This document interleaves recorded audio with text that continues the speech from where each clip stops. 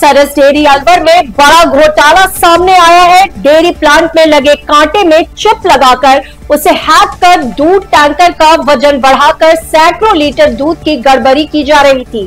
Dairy chairman विश्राम गुर्जर की शिकायत पर एमडी राकेश कुमार विजय ने एक टैंकर का दोबारा वजन करवाया तो उसमें 480 लीटर दूध कम निकला। डेयरी प्रबंधन की ओर से टैंकर मालिक के खिलाफ अरावली विहार थाने में एफआईआर दर्ज कराई जा रही है।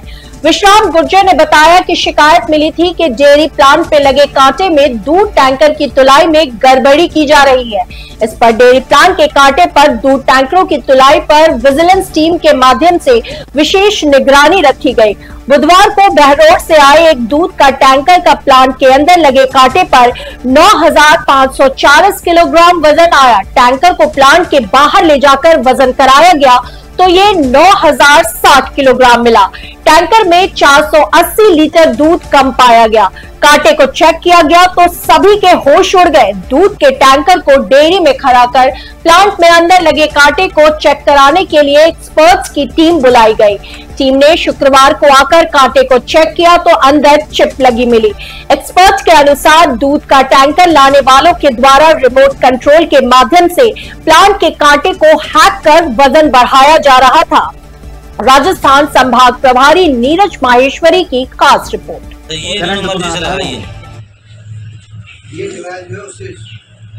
ये कोई रिमोट से कंट्रोल होती है। तालो सरस डेयरी के एमडी साहब, हाँ जी, क्या मामला पकड़ा? इतना बड़ा मामला है। कल मेरे संज्ञान में चेयरमैन साहब ने बताया कि धर्मकांटे के अंदर कुछ न कुछ गड़बड़ी हो रही है जो प्लांट के अंदर लॉस है। मैं डेली जाता हूँ, मैं पूछता हूँ लॉस कैसे हो रहा है। मैंने प्लांट मैनेजर को भी लेटर दिया है कि कैसे हुआ मुझे अवगत कराएं। जैसे चेयरमैन साहब ने मुझे बताया था कि इस तरह से कोई रिमोट कंट्रोल से कंट्रोल होता है। कांटा रिमोट कंट्रोल से तुरंत ही जैसे हमने एक टैंकर आया था उसका वजन अंदर करवाया, उसी टैंकर को बिना खाली हुए बाहर टैंकर का वजन कराया धर्म कांटे पे, उसी टैंकर को फिर दोबारा लाया तो उसके अंदर वजन के अंदर अंतर आया। कितना अंतर आया? 460 किलो का एक टैंकर में भरा हुआ था। वो दूध का भरा हुआ था। दूध कितना था उसमें? दूध का तभी वो रिपोर्ट देंगे, उसके आधार पे आ जाएगा। तुरंत ही हमने सर्विस इंजीनियर जो हमने एएमसी दी हुई है एवरी इंडिया लिमिटेड को, उस एवरी इंडिया लिमिटेड के सर्विस इंजीनियर हैं, उनसे मैंने बात की। मैंने कहा तुरंत प्रभाव से आपको आज ही अलवर आना है। तो उन्होंने कल के आने के लिए अनभिज्ञता बताई कि हमारी टीम सब जगह जा चुकी है। मैंने फिर मेल करवा दिया। मैंने कहा रिटर्न में भी अपने पास वो रहेगा कि हमने मेल किया है। मेल करने के बाद आज सुबह उनके द्वारा एक सर्विस इंजीनियर डेप्यूट किया गया है। सर्विस इंजीनियर को बुला के विजिलेंस टीम के सामने उसको पूरा चेक करवाया। जैसे सर्विस इंजीनियर आया, विजिलेंस टीम और मैनेजमेंट प्लांट ने मुझे अवगत कराया कि सर्विस इंजीनियर आ गया। हमने वहाँ पे जाके मौके पे पूरा उसमें अंदर चैम्बर में से जो तार वार आ रहे हैं सभी को देखा। उसके अंदर पता लगा कोई तार में कट लगाया हुआ है, जो लोड सेल से जो वेट के लिए मशीन में जाता है सिग्नल, उसमें कट लगाया हुआ है। हमने पूछा ये क्या है? बोले सर हमारा बिल्कुल सिंपल तार रहता है, कहीं कोई कट नहीं लगता, किसी ने इसके साथ छेड़खानी करी है। मैंने कहा कब से क्या होगा? बोले इस बारे में मैं नहीं बता सकता, इसकी हम गहनता से जांच कर और संबंधित के खिलाफ कार्रवाई करेंगे। जो भी इसके अंदर इन्वॉल्व है उसको हम बिल्कुल नहीं बख्शेंगे। तो 2 सालों से आप भी देख रहे हो कहाँ किस गड़बड़ी करने वाला कौन है और कितनी चपाती डेयरी को लग रही है। इस संस्था को मुझे चेयरमैन बने हुए 30 जुलाई को 2 साल हो जाएंगे। मैंने 2 साल में लगभग इस संस्था को 78 लाख रुपए के जुर्माने लगाए हमने। जब से मैं चेयरमैन बना हूं उसके बाद 78 लाख रुपए के मैंने जुर्माने लोगों पे, हमने मिलावटी पे, इन लोगों पे जो भी हम चीज पकड़ते थे उनके खिलाफ अपने लगभग 70 से 78 लाख रुपए का जुर्माने हमने संस्था ने हमारी ने लगाए हैं। एक भी आदमी को हमने बख्शा नहीं। इसमें जो पूर्व में जो लोग थे इस डेयरी में, जो डायरेक्टर थे, जो चेयरमैन थे, उनके लोगों के द्वारा पिछले 6-7 महीनों से ये काम चल रहा था। मैंने उन लोगों का विरोध किया, उन लोगों ने इस्तीफा दिया। उसके बाद इस संस्था के अधिकारी भी इसमें सम्मिलित हैं। उन अधिकारियों के द्वारा मैंने पिछले 7-8 दिनों में रेकी की मैं खुद पिछली 17 तारीख को रेकी करवाई किसी मेरे पीए को भेजकर।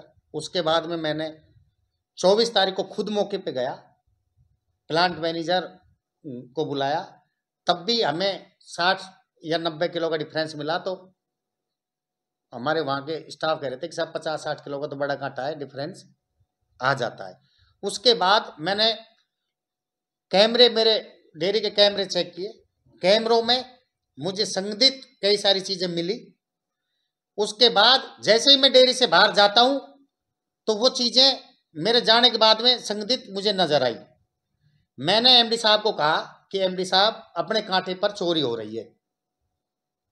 एमडी साहब ने कहा कि साहब कांटे पे चोरी कैसे हो रही है?